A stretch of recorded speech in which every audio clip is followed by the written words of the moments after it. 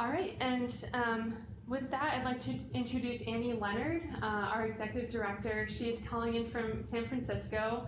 We're thrilled to have her on the call. Annie joined us last year. You may recognize her from Story of Stuff, and we're just really happy at Greenpeace to have Annie back with us. She's been doing amazing work for us already, driving our strategy and making sure that Greenpeace has as much of an impact as we can. So we're really excited to have Annie, and Annie, I'll turn it over to you. Thank you so much. Hi, everybody. This is my first webinar coming back at Greenpeace. I think a lot of you know this is actually my second time at Greenpeace. I worked for Greenpeace for almost 10 years when I first got out of college, and then I left for a long time and I just came back.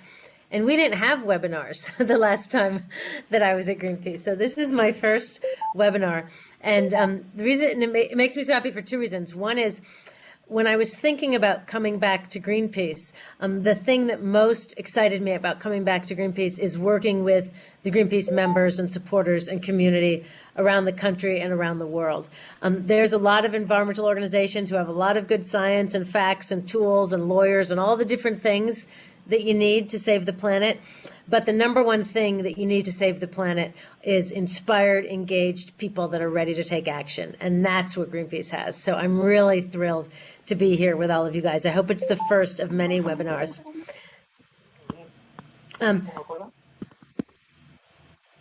Everything okay?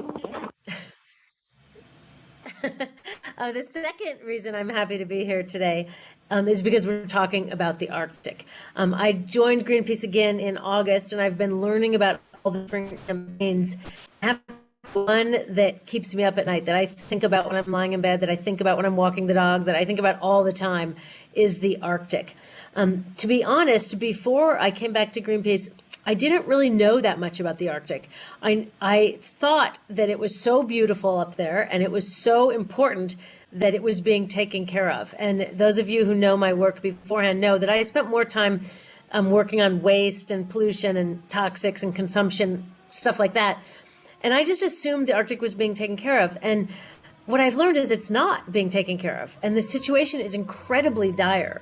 And so before I want to get into what Greenpeace is doing and ideas for you to help, I just want to say a couple of things about why the Arctic is so incredibly important and why I personally am so compelled to make this a priority. The more that I learn, the more committed that I am. First of all, the Arctic is an absolutely beautiful, stunning, incredible place. For those people who love and respect nature, as I do, then we must love and respect the Arctic. It is incredible habitat for polar bears, for beluga whales, for narwhals, for ringed seals, and lots of fish. So just from the natural perspective, it is an incredibly gorgeous and important ecosystem. But the truth is that even if you don't care about nature, you still need to care about the Arctic, because the Arctic plays a very important role besides providing all that habitat. Lots of people call the Arctic the air conditioner of the planet, or the refrigerator of the planet. The reason is that the Arctic is covered in ice. I mean, less so by the moment, but we're hoping it will stay covered in ice. And that ice, because it is white, when the sun's rays come down and hit that ice, they bounce back. And in that way, the Arctic serves as a moderating factor against out-of-control climate change. So as that ice is shrinking because of climate change, a couple of things are happening that are all very problematic. One thing that happens as that ice shrinks is there's less reflection of the sun's rays. You know, if the white ice gets replaced with brown earth or ocean, then more of the sun's rays get absorbed, so it speeds up climate change. Another thing that happens as that ice is retreating is it releases a lot of methane that's trapped in the frozen ground. And methane, like carbon dioxide, is another powerful greenhouse gas. So that speeds up climate change. Also, as the ice is retreating, not only are animals' habitats threatened, but it's opening up the way for oil companies. And oil companies are circling over the Arctic like a bunch of vultures, just waiting to go in there and access oil that they could not otherwise access. And so the combination of losing the reflection of the ice, releasing the methane that's frozen under the ground, that's trapped under the ground, and then opening up the potential for more oil drilling means that the Arctic is in imminent danger. And all of those three things trigger increased climate change, so it gets out of control. So it's an especially important region to protect in terms of protecting the overall climate. Around the world, there are different companies that are trying to drill for oil in different parts of the Arctic. In the U.S., it's Shell Oil. Shell Oil has applied for a permit to drill in the U.S. part of the Arctic, and it wants to drill this summer, and we will be talking more about that. But I just wanted you guys to realize how incredibly important the Arctic is, not just for nature, but moderating the planet's climate and stopping climate change from going completely out of control. So I said that Shell Oil wants to drill there this summer. There's a very short time window when oil companies can actually drill, because most of the time it's covered with ice. So Shell wants to drill this summer. It has asked for permission from the Obama administration. The Obama administration is considering whether or not to grant that permission. And we expect that we will hear during the month of March. So sometime in the next month, we will find out if our government is giving this reckless, polluting, awful oil company permission to go drill in the Arctic. It is a really key time to get involved in this campaign. If the U.S. government, if the Obama administration and the Department of the Interior say that Shell can drill, we need to mobilize. We need to do everything that we can to stop that drilling from happening this summer. Now, if the Obama administration and the Department of the Interior say that they can't drill this summer, we still got to pay attention, because they'll try next summer. So we have a long haul battle before us. But we think that Shell is going to get permission in the next month, and then we've basically got like 3 months to just organize like crazy around this. The stakes are really high when we think about oil drilling in the Arctic, not just because of the things that I said about what happens when we lose the ice, but because it is a treacherous place to drill for oil. There are huge icebergs floating all over the place. The wind is out of control. It is a dangerous, treacherous, difficult place to drill for oil. It's what people call extreme energy. Extreme energy are those energy sources that are really, really hard and dirty to get to. So even the Department of the Interior, the very same government agency that we pay for with our taxes, I want to remind everybody, so we can tell them what to do, even the Department of the Interior that is considering whether or not to give Shell the permits has estimated that if an oil company drills in the Arctic, there is a 75% chance of an oil spill. I mean, think about that. That's totally insane. We have this oil company, Shell, that has a horrendous track record of being completely reckless, that wants to drill in this pristine, fragile environment on which the Earth's climate depends. And the very government that is considering giving them the permits has said there's a 75% chance of an oil spill. And think how hard it was to fix that oil spill in the Gulf of Mexico. I mean, it would be incredibly hard to deal with an oil spill in the Arctic. I like to say that even if there's not an oil spill, there's still a disaster, because if that oil spills, it's one kind of disaster. If that oil gets pumped out of the ground and taken to market and burned, that's a different kind of disaster, because it's putting all this other carbon here. So either way, spill or no spill, it is a disaster. I don't know if you guys follow the IPCC, which is this big group of the major climate expert scientists around the world. The IPCC has recommended that we keep our climate increase to 2 degrees or below in order to avoid total catastrophe in terms of the disruption of the climate. So most countries around the world are agreeing we need to stick to 2 degrees Celsius or below. Now, the IPCC has said there are a number of oil reserves that need to stay under the ground and not be taken out to stay below that 2 degrees, and the Arctic is one of them. So not only is there a huge danger of spilling, but that oil needs to stay under the ground so as not to just write off the rest of the planet. Arctic drilling really is a disaster waiting to happen because of the treacherousness of it. There was, in December, a fascinating article in the New York Times about Shell's last attempt to drill there. The article, you can Google the article to read it. It's an excellent read, too. It's called The Wreck of the Kulloch. Kulluk, the wreck of the Kulloch. So Google that and read about it, and you'll see about how reckless Shell was the last time it went up there, giving us absolutely no reason to trust that we can do it again. There's one other kind of disaster too, or danger of the drilling, besides the oil spill or the oil getting to market. And that is the distraction that this is playing from real solutions. I mean, Shell says that they're going to spend $1 billion going to see if there's oil in the Arctic. That's $1 billion that's not going to solarize our schools and transition our energy economy to a clean energy economy. That is all money that could be going towards solutions. The other day I was talking to the executive director of Greenpeace in Germany, one of my peers, and she was saying that in Germany, every single politician absolutely agrees that climate change is a problem. Can you imagine? Every single politician says we have to work on this. She said every single school teacher in Germany teaches that climate change is a problem. With that kind of leadership, Germany has been able to take enormous advances to get their energy infrastructure off fossil fuels and onto clean energy. And every summer that we allow another oil company to drill, whether it's in the tar sands or in the Arctic, or whether it's fracking, every dollar that we invest in continuing this fossil fuel economy is another delay to that inevitable transition that we need to make to a clean energy economy. There's one more piece of the puzzle to understand when we're sort of looking at the landscape of Shell and drilling in the Arctic. So there's Shell, the oil company that wants to drill. There's the Obama administration, specifically the Department of the Interior, that is deciding right now whether to give Shell permission. And then there's also the city of Seattle. The city of Seattle recently told Shell that it can use the Seattle port to keep its rigs as a base before it goes up to the Arctic. Now, this pains me because I'm from Seattle and we don't do things like that.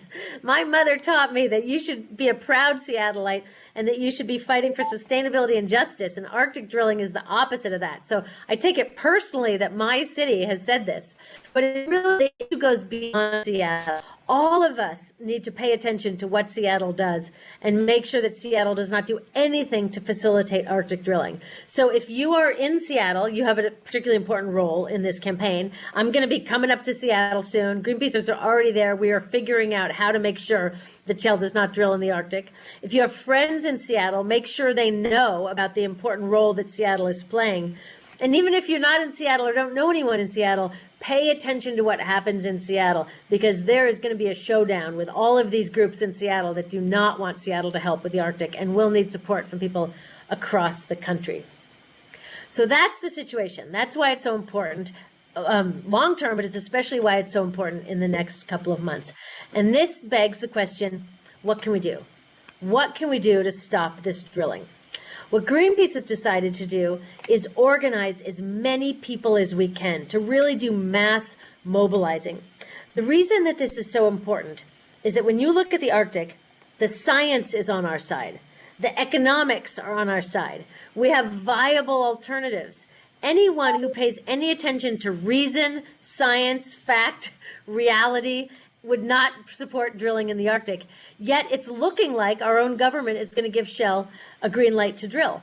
So when you're in a situation where science and truth and facts and economics don't matter, the only thing that we can bring to bear on the situation is people power. We need to engage as many people as we can, turn the volume up on concern about the Arctic, and make it politically impossible for the Obama administration to allow Shell to go up there and drill.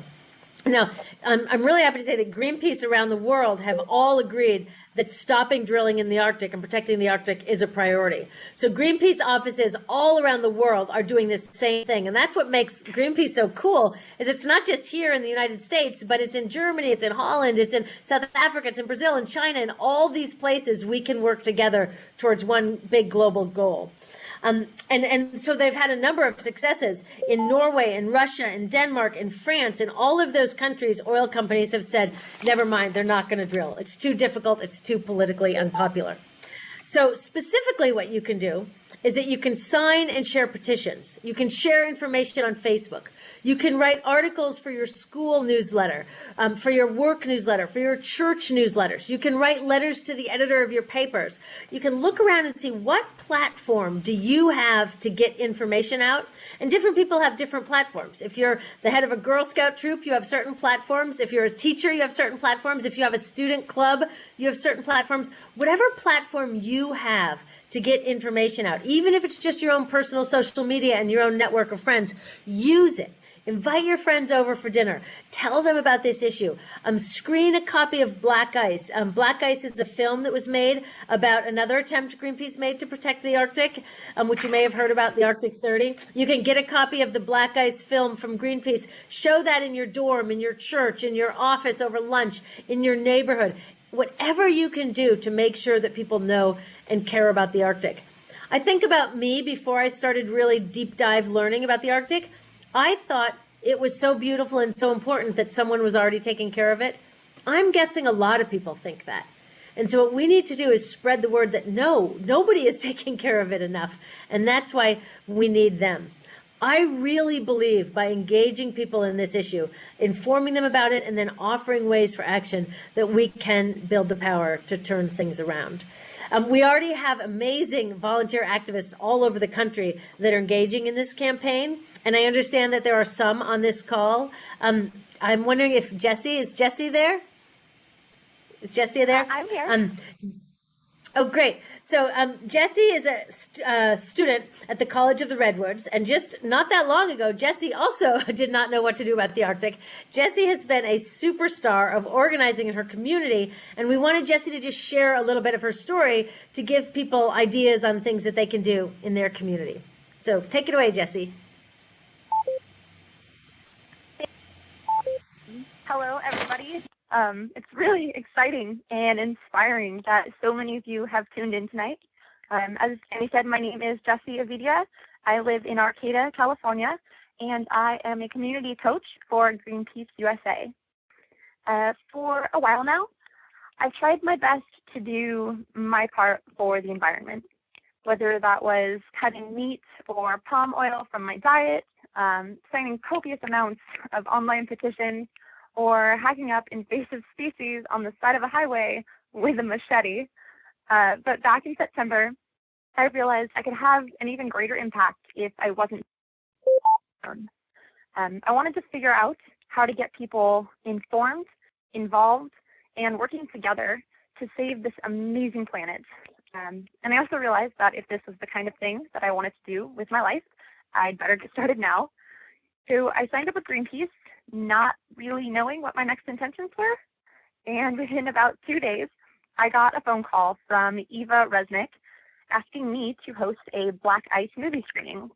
I immediately said yes. I was super excited, and I hung up the phone, and I immediately panicked because I had never organized anything before. I had no idea what I was doing or where to start, but I knew that this was important, and I was going to make it happen. And even with the many obstacles thrown my way, with the invaluable support I received from I spent the next month and a half collecting public comments, recruiting people to help, and developing the skills needed to be a successful organizer. It was about mid-December when I received a phone call from a senior national organizer named Anna Wagner, telling me about a really awesome volunteer leadership opportunity called the Community Coach Program, and she invited me down to a 4-day training retreat at the Greenpeace warehouse in Oakland. I'm sure I'm not alone in this, but in everyday life, I often feel surrounded by apathy and pretty discouraged by how little people seem to care. So to be in a room surrounded by so many amazing, passionate individuals who really cared and really wanted to make a difference was both refreshing and almost overwhelmingly inspiring. I had no idea where to begin, and now as a community coach, I get to spend hours connecting with other passionate, incredible activists across the country and supporting them as they plan their own campaigns and events.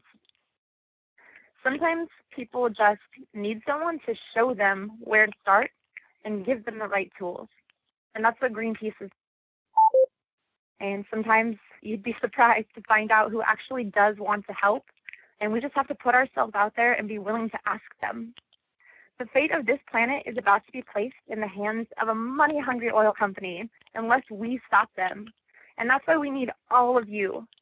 Shell is a big company, but this is an even bigger movement. There are more of us than there are them, and it's time to show them that we will not back down until they back out. 2015 is the year of engagement, and it will be the year that together we save the Arctic. I want to thank all of you so much for your support and for joining us tonight, and I really look forward to seeing what we all accomplish. Thank you so much. Thank you so much, Jessie. I really liked what you said about being in a room full of people who share your concerns and values and how inspiring that is. I find I've been an environmental activist for over 25 years, and sometimes people say, isn't it hard? And I say, you know what would be harder? Not trying to save the planet. I mean, that would be intolerable. Knowing that the planet is in such danger and not getting involved, it feels terrible. That is what's really hard.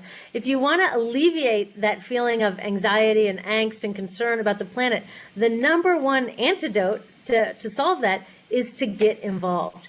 There is really nothing that is more rewarding than working together with people towards a shared goal. And this is about as important as a shared goal that there is to save the planet. So Jessie's doing amazing work, and thank you so much for sharing that. But she is not the only one. I know there are a number of other of our super volunteers on this call. There's Sarah Newman, Mari Hugen-Eitzman, Anna Gustafsson, Liz Topp, Melissa Bergsnyder, Aaron Fagan. Each one of them personally recruited at least 50 people to come to the People's Climate March in New York. Now, that People's Climate March was a profound transformative moment for the climate movement because it showed that the climate issue is not just for scientists and tree-hugging environmentalists. Nothing against scientists and tree-hugging environmentalists. I love both of those categories of people. But it's actually for workers and parents and faith leaders and indigenous and friends. It's for everybody. The climate movement is for everybody. And that climate march really showed that to the world's leaders. And each one of those volunteers whose names I just said recruited 50 people. I was just thinking, there's over 500 people on this call. What if each one of us could commit to reaching out to 50 people like those volunteers did? If we could each contact 50 people and get them to commit to take action, that's how we would really multiply and build our power. And there are other people on this call too. There's Steve Buckley, who worked tirelessly on an action in New York City that helped get Lego to end its 50-year relationship with Shell. I think you might have seen that campaign that Greenpeace did. One of the things that we're doing is that we want to undermine Shell's social license. I mean, Shell really is an absolutely sick corporation. I mean, if it was a human being, it would be sick. It can't actually be sick because it's not a human being. But the decisions that the people who run Shell makes are absolutely sick. It is pathological. They should be treated like criminals. They are literally threatening our ability to survive on this planet. And so one of the things we want to do is erode their social license. And that's why we've gone up to companies like Lego that are partnering with Shell and saying, why do you want to do with those guys? You should not be participating with those kinds of companies and getting them to leave. It's what we call the tobaccoification of the oil companies. We want to really expose the oil companies for the criminals that they are. And so Steve Buckley played a major role in that. After the People's Climate March, Kathy Lombardi decided to build up a local Greenpeace group in Highland Park, New Jersey, that's hosted multiple movie screenings. I mean, the movie screenings are a great way to invite people over. And if you're nervous, you don't know how to run the conversation, stick the DVD in the DVD player and that'll start it. And then you can talk afterwards.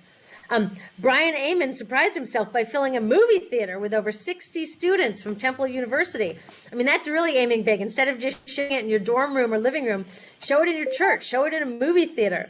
I want to thank all of the community coaches who have been doing things like this, who are spending countless hours each week, not only running their own campaigns, but coaching and encouraging others to stand up and be leaders too. So thank you to all of you. Thank you to the new and the old group leaders who are spending so much time organizing their communities. That is how we build power, and that's what it's going to take to win on this. I also want to say a huge thank you to all of the donors and supporters who contribute financially. Greenpeace could not win without both the commitment of time and energy of the hearts and minds of so many of our supporters, but also of the dollars that help pay the bills for the offices and the webinars and the ships and all of the things that we need to fund in order to keep this work going. So thank you for contributing in whichever way that you contribute. Okay, so now, what are we going to do? This is the big question. What are we going to do to stop Shell and other oil companies from drilling?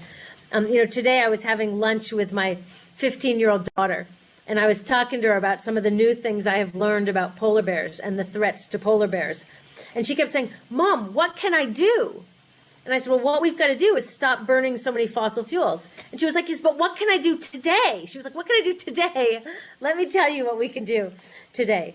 It is crucial that we make opposition to drilling as visible and loud as possible, especially in this next month while the Obama administration, the Department of Interior, is making decision. So that's why not only are we asking you to share petitions, put it on Facebook, tweet about it, write about it for your newsletters, have meetings in your living rooms and churches and dorms, and not only are we saying do that, everything you can, but we're organizing a special call-in week, which is March 16th to 20th.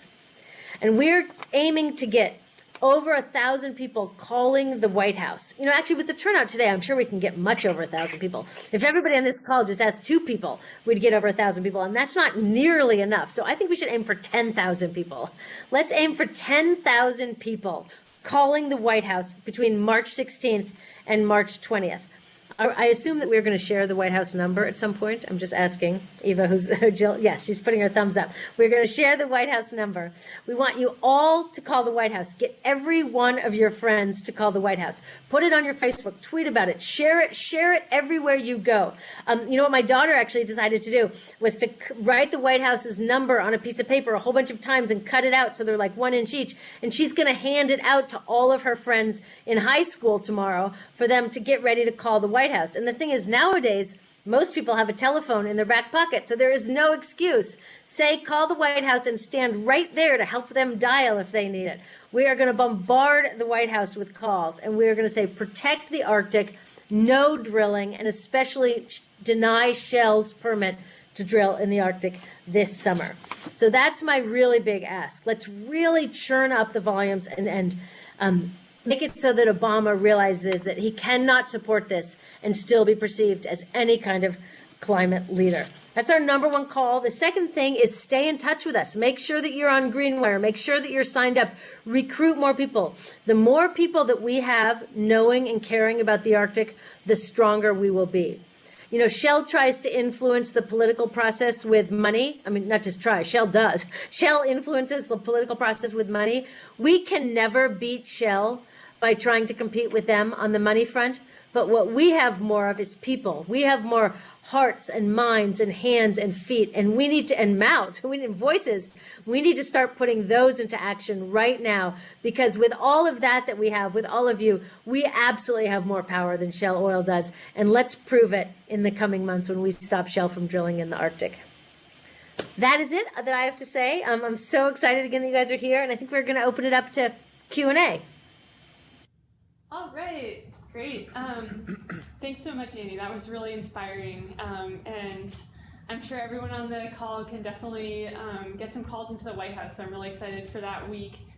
It's March 16th through 20th. Someone was asking me on the chat what the dates were again. So definitely write it into your calendars, March 16th through 20th, to get calls into the White House.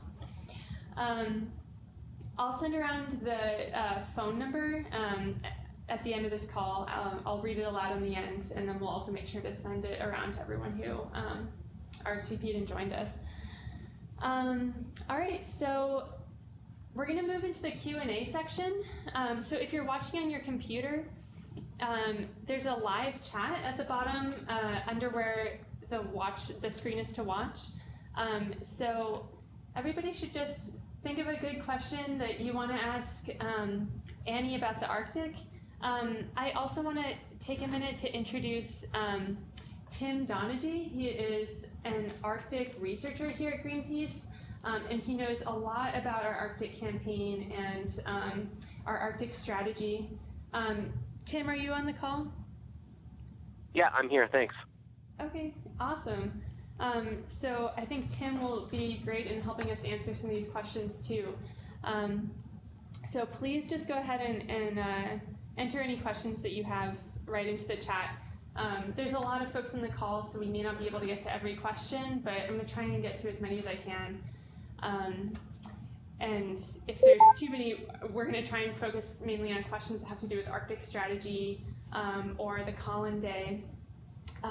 So yeah, go ahead and enter your questions.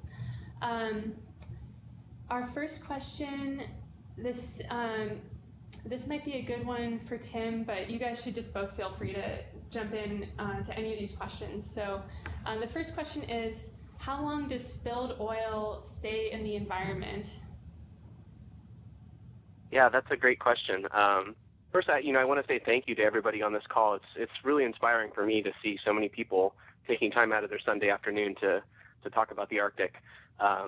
Oil is a huge mess when it gets into the environment. I think probably some of you remember the Exxon Valdez oil. Some of that oil is still in the environment today, and that's over 25 years ago. They have been monitoring the animals and the wildlife that have been affected by the oil, and some of the populations of birds and sea otters still have not recovered to their level before the oil spill. So it's just, oil, no matter where it goes, is just a horrible, terrible, no good, very bad thing. So the best thing that we can do to keep that oil out of the environment is to prevent drilling in that area, because as the government has said, there's 75% chance that there's going to be an oil spill. So, and in the Arctic, you can't clean it up. Even in the Gulf of Mexico, you couldn't clean it up, and it's going to be 10 times worse in the Arctic. So the answer to that question is decades, if not longer. Well, thanks, Tim. Let's see, another question we've got in the chat is, would further bolstering of the Arctic as a national park or monument help prevent corporate infiltration?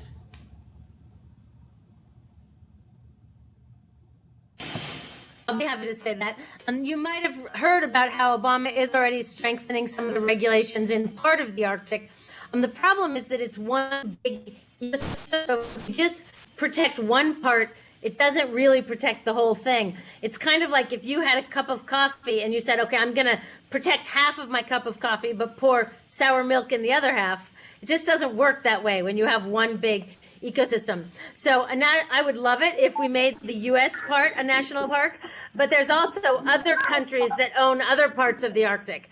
And so in addition to protecting the U.S. part, which is what we have the most immediate control of, we're asking all the countries around the Arctic to cooperate and protect the entire Arctic region. So yes, let's work for national protection, but we also need international protection.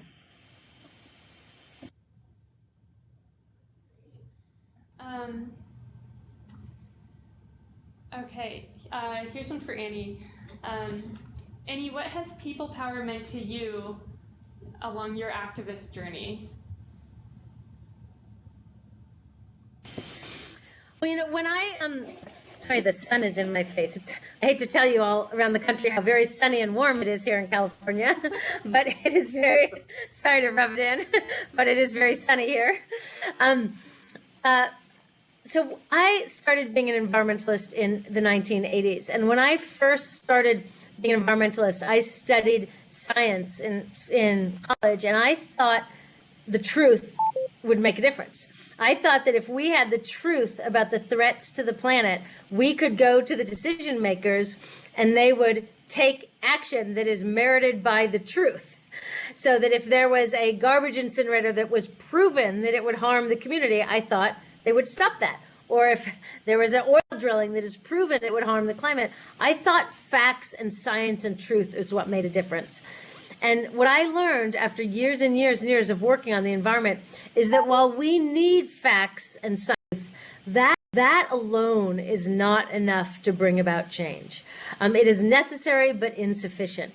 And I think that overall, the environmental group has done a great job on building our science, our facts, our policies, our alternatives. We have so much good information, but the one piece that we are missing is mass movements. We're missing having millions and millions of people involved.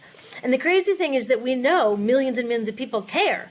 If you look at the polls about what people care about, it turns out that most people actually do want the Earth's climate to stay in that temperature range in which human life can continue. Most of us are agreed on that. Most people want water that is safe to drink. Most people want their babies to be born not already exposed to toxic chemicals. Like, most people want a clean, healthy, safe environment. So what we're missing is moving that desire and concern into action. That is where the environmental movement overall has come in short, and that's what we are setting about to change. So to me, people power is the single most important missing ingredient to take the widespread and growing concern about the planet and turn it into a force for change. But here we are on a Sunday night in February, already changing that. All right. Thanks, Annie. All right, the next question I see in the chat is, I believe China and Russia own pieces of the Arctic. Have they attempted drilling, or is it just the United States? I can probably take that one. This is Tim again. Hi. Yes, other countries have thought about going into the Arctic. In the United States, so far, it's just Shell doing offshore oil drilling in the Arctic. In Russia, the Russian state-owned oil company Gazprom has one oil rig that they have been drilling on. And actually, Greenpeace has targeted that one oil rig.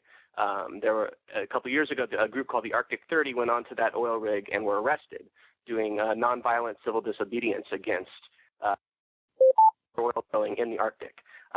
Currently, the Russian is the only oil rig that's operating offshore in the Arctic Circle. But as Annie mentioned, there's all these oil companies that are looking at the future. They're not stupid. They know about climate change. They know that the ice is melting, and they're looking at these resources, and they know that they can get it. I think at the moment, because the price of oil has fallen so far, it's a lot of them have backed off for the moment, but they're still there circling like vultures, like Annie said. So currently in the U.S., it's Shell, and internationally, it's the Russian oil company Gazprom. Got it. So I had another question come in about what exactly should we be telling the White House when we call? So this is a really good question, and it also makes me think I should talk a little bit more about our call-in week and the toolkit that we'll have for folks who want to host a call-in week. So between March 16th and March 20th, we want to flood the White House with as many calls as we can, asking President Obama to not allow Shell to drill in the Arctic this summer. When you call in, all you have to do is say your name and where you're from and give that very simple message to Obama, which is, do not allow Arctic drilling, do not allow Shell to drill in the Arctic this summer. So our awesome folks in the Greenpeace National Activist Network have put together a toolkit that you can use to organize a call-in day. And that can look like a lot of different things. It can mean you make a call yourself and ask a few friends and family members to call. It can mean that you go out into the street and ask people to make calls on their cell phones. There are a lot of different ways to host a call-in day to get tons of calls into the White House. And our National Activist Network folks have a lot of experience doing this kind of thing, and they are great resources to reach out to if you want to generate calls into the White House, and I hope that everyone here does. So we have this toolkit, and after this call, I'm going to email everybody who RSVP'd to this event, and I'll give you all the information you need about how to get started with that. And everyone else, if you weren't on the RSVP list, I'll still get an email to you next week with all that information. So we'll make sure that you have the number to call to get to the White House, a script for what you can say to President Obama, well, to someone at the White House to relay to President Obama. Unfortunately, we can't speak to him directly, but we'll give you all that stuff, and you can get in touch with us if you have any questions. So I hope that is helpful, but we're also here to answer other questions, and you guys should just look out for an email following this webinar with all the info you need about that. One other note, a lot of folks have joined us from our awesome tool that's called Greenwire that a lot of our activists use to connect with each other, to organize in their communities, to plan events. If you found out about this through Greenwire, that's awesome. If you've never heard of Greenwire, that's also great. You can create an account after this call if you want to. It's just greenwire.greenpeace.org. And you can log in there and connect with other people in your community who also want to make a difference. I definitely encourage everybody to do that. And we'll have information on there as well about how to post a call-in day. So I hope that's helpful. Maybe more information than you wanted with that question, but I definitely wanted to make sure that we answered all of that stuff for you guys too. Okay, so I'll just jump back to the Q&A then. So here's another question from the chat. What specific politicians can we address or hold accountable for endorsing Shell's initiative to drill in the Arctic?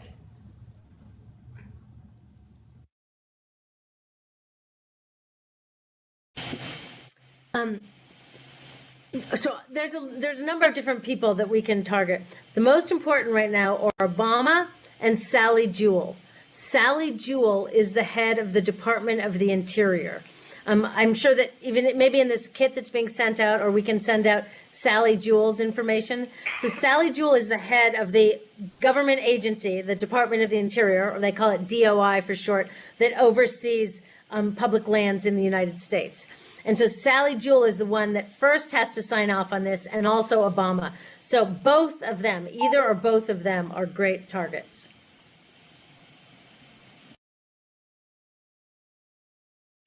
Tim, do you have anything more you want to add on that? No, that's perfect. Great. So another question for you guys. If Obama denies Shell drilling permits this year, does that mean they'll never be able to drill in the Arctic, or they just won't be able to in 2015? It does not mean they will never be able to drill. And in fact, with here, as more and more ice melts, it's more and more attractive to oil companies. So we are going to, we're going to have to stay vigilant. If Obama denies Shell the permit right now, the first thing we're going to do is celebrate, but then we're going to get right back to work. We're going to have to stay vigilant every single year to keep oil companies out of there, while we're also working on a parallel track to protect the whole region. But until we have it protected, the Arctic is vulnerable. So this is an every year situation. But the windows that they can drill are very short because it has to be in the summer. So it's not like the threat is all year round. It's just during the summer. But we'll work all year round. Got it. Yeah, I would like to add also that the government is already considering leases for 2017 through 2022. And leases is letting oil companies drill in the Arctic. And Greenpeace is already mobilizing to stop those leases from going forward, to take the Arctic out of the potential to be developed in the 5 or so. We have to start thinking about, time scales further on down the line.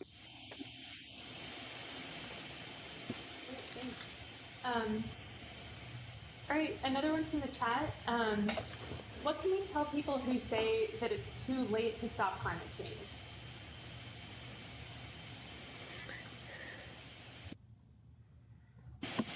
It may be too late to stop it entirely, in terms of there are some specific things, factors in the ecosystems that have changed, but it is not too late to prevent catastrophe. All participants are now muted. Sorry about that. Am I muted? Can you still hear me? You're not on mute. Yeah. We can still hear you. Okay, great. So while we're already seeing some changes in when flowers bloom, and we're seeing some lakes dry up, we're seeing the impacts of climate change now already. It is not spun totally out of control yet, and that's what we are trying to prevent. I mean, no matter what, for our children and our children's children, the Earth is going to look different than it did for us.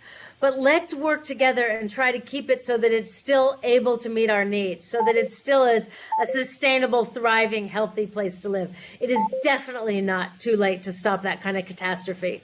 But the window is closing. I recently heard Mary Robinson give a talk. She won the Nobel Peace Prize, and she was talking about how important this moment is. She said, we are the first generation to have a truly global understanding of the threats to the planet, and we are the last generation that have a window of opportunity to turn things around. I mean, we're definitely not on a good trajectory now, and all the scientists say the next 10 years are crucial. If we do not move to reducing fossil fuel extraction and burning within the next 10 years, it's going to be really bad. But we are not there yet. We still have this window of opportunity. And that's why we have to make this a priority, no matter what we do over the next decade. But I'm not ready to throw in the towel. We're totally not done yet. Great. I'm going to have to call back in. I think something might have happened with our phones. So we're totally not done yet. Whoops. So I'm going to call back in a second, so you might just hear an announcement when that happens, so no one be alarmed. But Annie, I'll give you the next question in the meantime. If Shell does not get approved, what is stopping another company from taking their place? Like, what is it about Shell that they're drilling, and is it only Shell that we should be worried about? We are stopping the next company. That's what's going to stop them. Greenpeace and all of our activists around the world, we are going to stop them. Right now, we're most concerned about Shell because they're the ones that have the active proposal. But I'm sure other companies are going to try to get in there too, and we'll stop them too. Great. Okay, so sorry for the brief interruption. We're calling back in and You are connected in HD audio. There are 14 parties in the conference. Line muted. Okay, sorry about that. I thought there was a possibility of some kind of technical problems, and it happened, but I think everything should be fine now. So I'm going to work on getting Tim unmuted. Everyone else who joins, I'm going to mute them, but I know we only have a few minutes left, so I definitely want to make sure that we have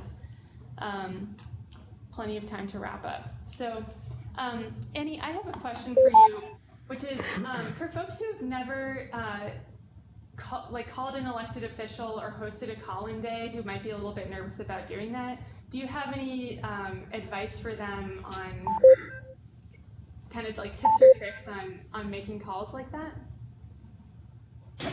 Oh, it's super easy. Once you do it, you're just going to be wanting to do it every day. I mean, sometimes I set my phone to remind me every day. It takes 15 minutes. I call an elected official every single day. I mean, that's what democracy's for, right? So we should just use it. It's really easy. They're not going to ask you any hard questions. The truth is, they just want to get you off the phone. So they're just going to mark what your message was so that they can add them all up at the end and tell Obama.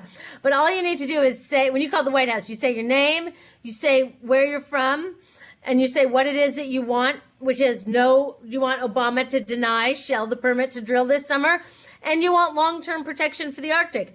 That's it. I'll be really surprised if they ask you anything else, but if they do, just tell them what you think. You know, and if they ask, are you a scientist? You can say, you don't need to be a scientist. I mean, maybe you are a scientist, but if you're not, you can say, you don't need to be a scientist to know that drilling in the Arctic is crazy. Just tell them what you think. They'll be very friendly, and they will not ask you a lot of questions because they're answering the phone all day.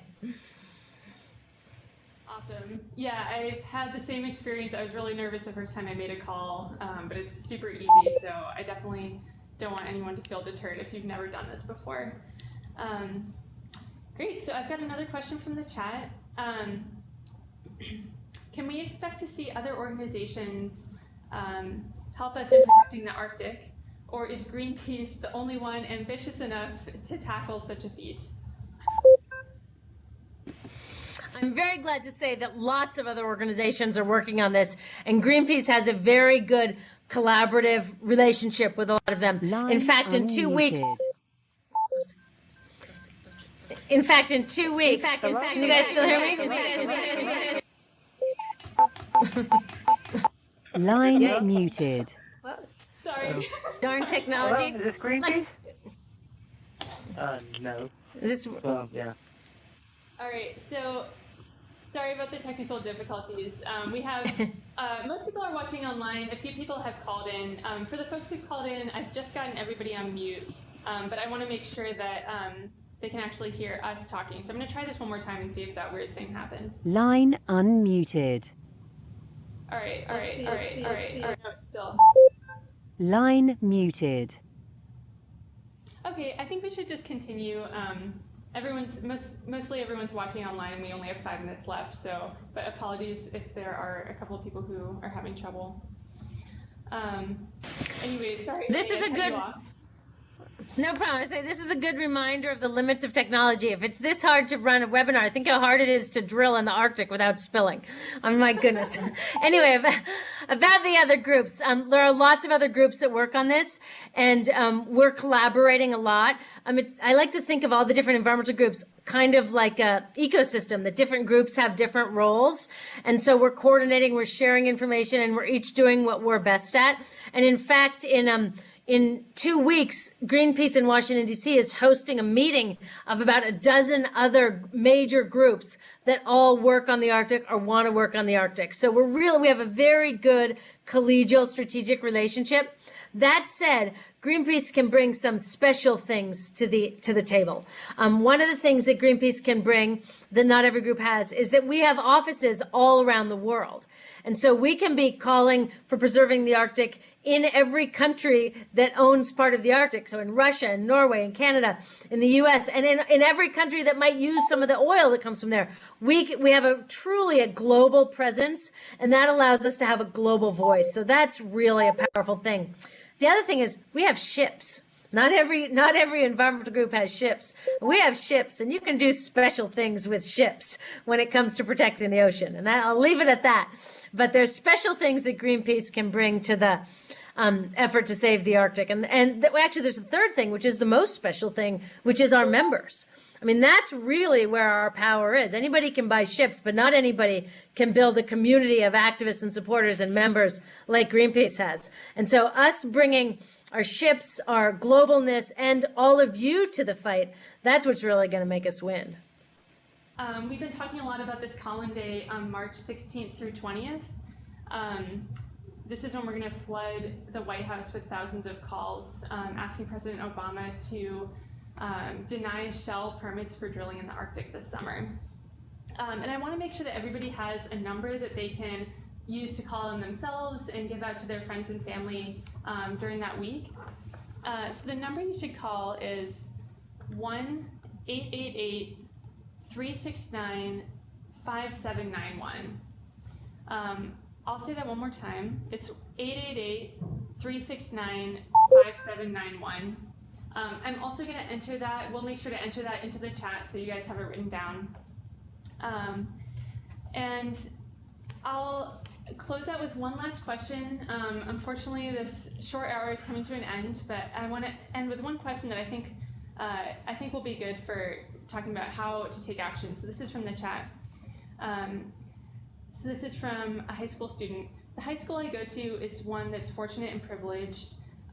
iPhones, big houses, luxurious cars, etc. In addition, my high school has a greater philanthropic focus, not an environmental one. But how do I engage people in my high school to take action? Well, first of all, since they all have iPhones, they should all be calling the White House on the National Call-In Week. That's the simplest thing. But I find that encouraging people to take action, one of the things that works best is making it fun and engaging, not coming in really strong and scoldy and judgmental. You know, environmentalists sometimes get a reputation for being kind of downers and nagging everybody. That's not the way we're going to get people to join. So I'd say host a film, have a teach-in, invite a guest speaker, provide something so that they can learn about these issues in a non-threatening way, combined with opportunities for actions. A lot of scientists have studied what it is that, or how people respond to new information about bad news, and they respond better if they're also given a way to take action. So tell them about the problem and then give them a way to take action and make it fun right there. Have phones set up to call the White House. Have petitions right there for people to sign. Figure out if you can make some game or contest or something about it. Try to make it fun at the same time that they're learning. And then even the more skeptical people will get involved. And then once you actually dip your feet in the waters of making the world a better place, it is so fun and so rewarding. Working together to make the world a better place, it feeds your soul like nothing else. So just get them started, and then they won't even want to stop. All right, well, thank you so much, Annie, and thanks to everybody who joined today. We got some really great questions, and I'm just so glad to have had everyone in this call. Keep an eye out for an email from me with more details on the call-in week, and I really hope that everyone participates. And just thanks again. If you have any other questions, just feel free to get in touch with us anytime, and we'd love to help you get involved. So I hope everyone has a good evening, and looking forward to having everyone on the call-in week. Bye. Thank you.